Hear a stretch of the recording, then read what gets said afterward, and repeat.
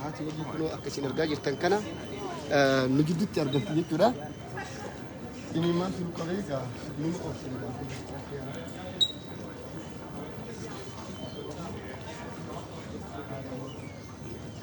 Dhagaan buutee jirti.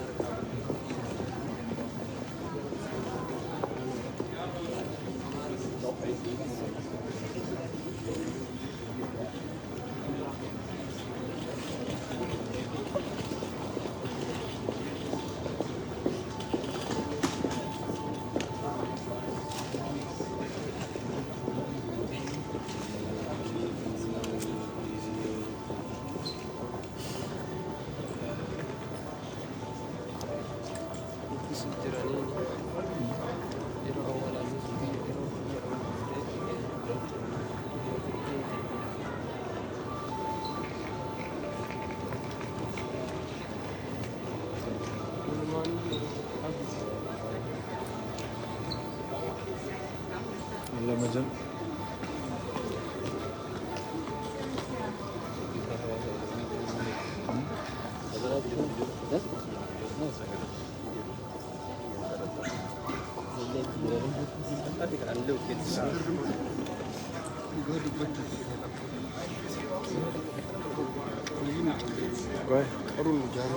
Gamta kami me, selki kami tu bisa.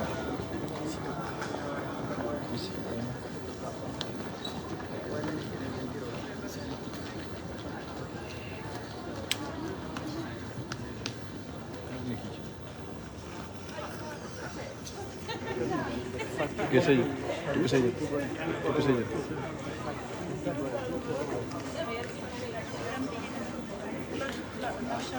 Baganakan lupa.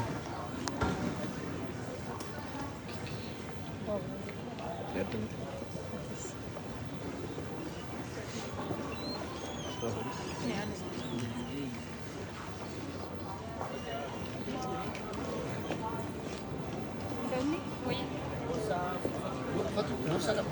Masih kena bebe? Kada wabi.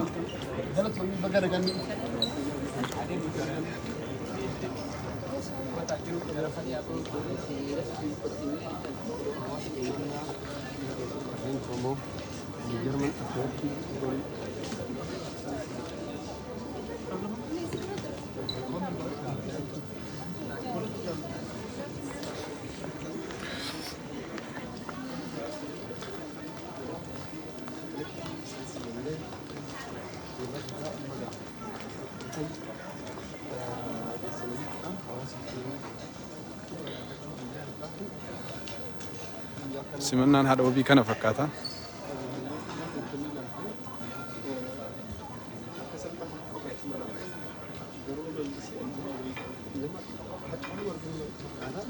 Haati wabii hidhaa isiin beeytan nama akkamii akka taate.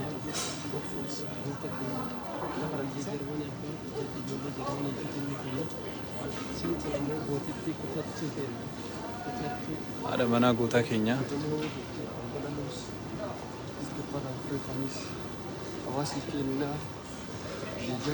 Oromoon Jarmanii, hawaasni Oromoo Jarmanii hundi keessan qophii dilbata jaha si qophaa'u irratti argamtanii haadha wabii cinaa akka dhaabbattan jaalalaa fi kabajaa hacaaluuf qabdan artistii jaalatamaa kabajamaa jecha inni jedhee keessaa tokko an ummata kiyyaaf qaaliidhaa jedhe san hunda ni beeytu.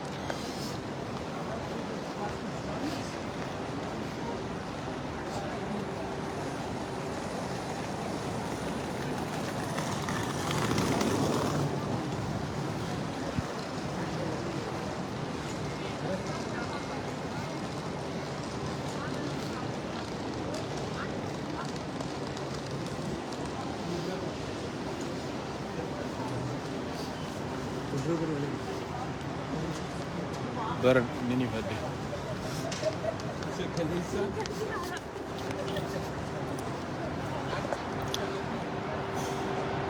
جراتو oromoo Jarmanii fi naannoo ishee hundaaf haati wabii dhuftee kunoo magaalaa Munshin qubattee jirti.